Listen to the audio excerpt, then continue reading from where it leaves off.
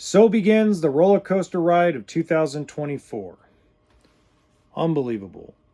So today is January 11th, and the first 11 days have been literally a roller coaster ride from hell. On the positive side, we have 7 solid deals at the dealership.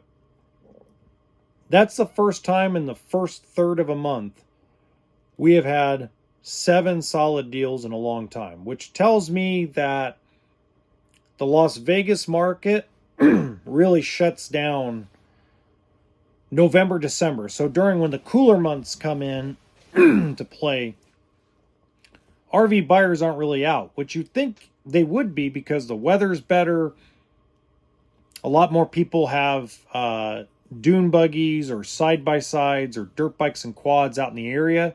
So you figure toy haulers would be decent. I'm not going to say it's great because the economy's garbage, but you would think we would have seen more people. But this month, which is normally a crap month, January, has been actually really good. There goes the furnace to my travel trailer firing off because it's been colder than hell. That's the interesting part. Weather was in the 70s here in Nevada in November and nobody showed up. The weather is in the 15 to 33 degree range and everybody's showing up. So nothing to complain about. It's just interesting to me. The other positive, I took a small light break from YouTube on my main channel, and I'm still getting on pace to have 120,000 views on long form content. So, I mean, that's all positive. And I've got a new video I'm editing and getting ready to release on the channel. We're going to have a busy weekend. Service department's up. But my marriage is in shambles.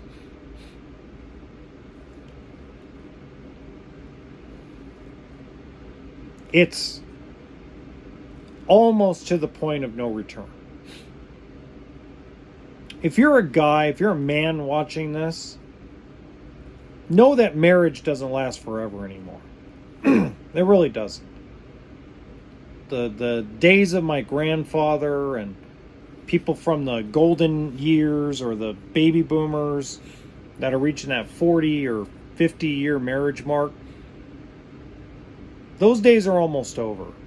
You're lucky if you get 10 to 15 years because people grow apart quickly. They don't rethink their thoughts.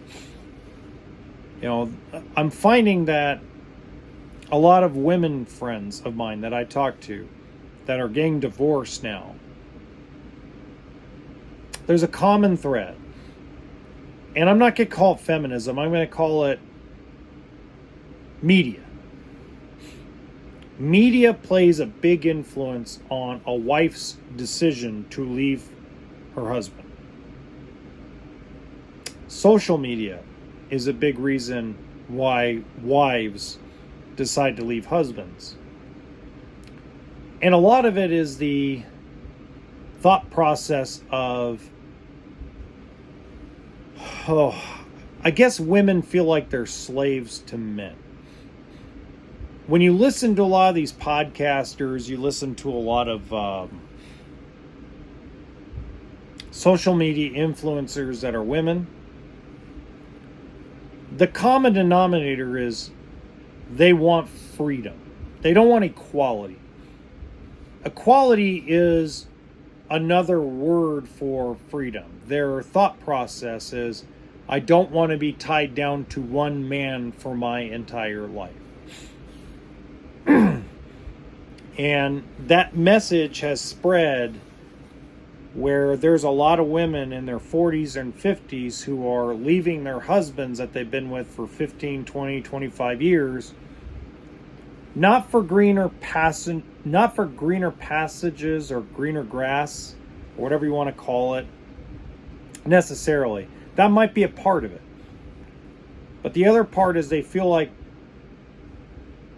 no matter what you do, men, too, I want you to listen to this. No matter what you do as a guy, you could be the perfect husband who does the dishes for the wife. You could pick up after yourself.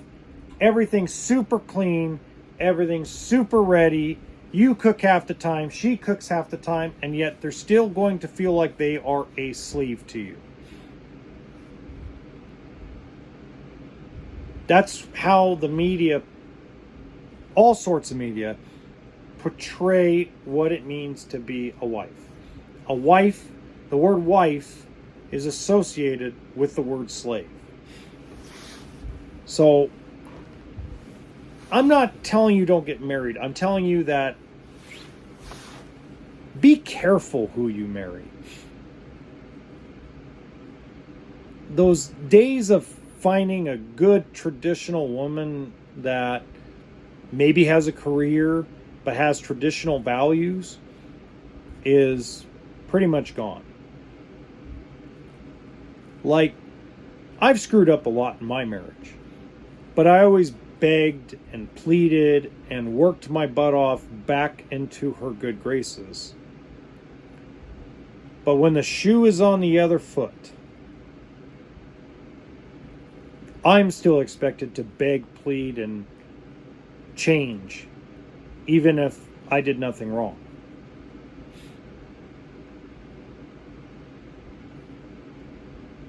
Instead, it's marriage counseling. We have to go to counseling because we can't communicate. Okay. And then I know what's going to happen. We're going to go to first marriage counselor, and the first marriage counselor that doesn't side with her, she's going to want to find another one.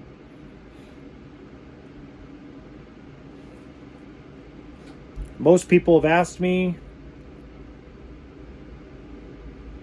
why don't I just leave her? Because I'm not that guy.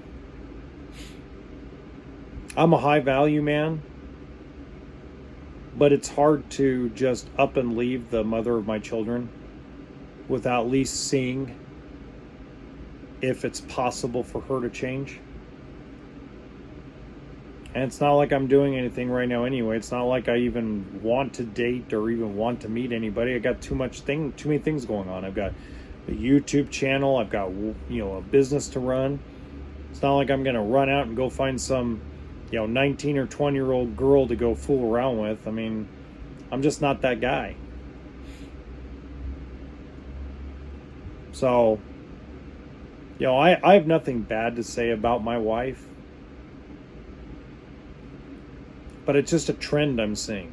And it's not just with her, it's with a lot of my friends' wives too, that don't seem to realize that A, they don't want to admit that they have a problem, or B, they don't want to admit that they are the problem.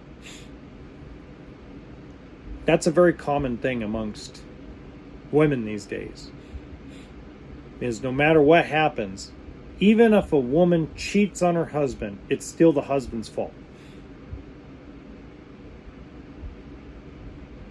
But if the man cheats, then it's all hell breaks loose.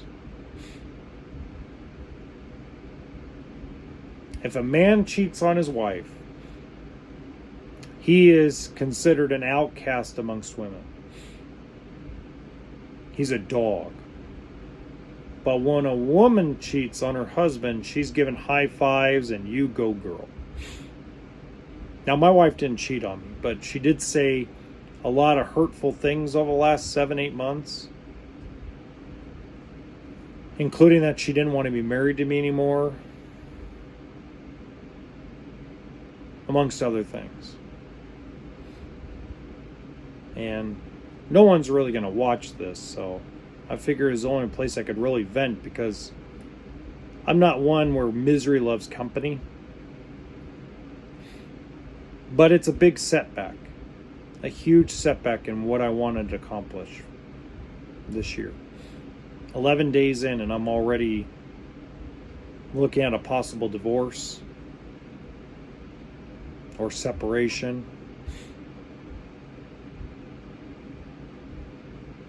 So stay tuned. We'll see how next week goes.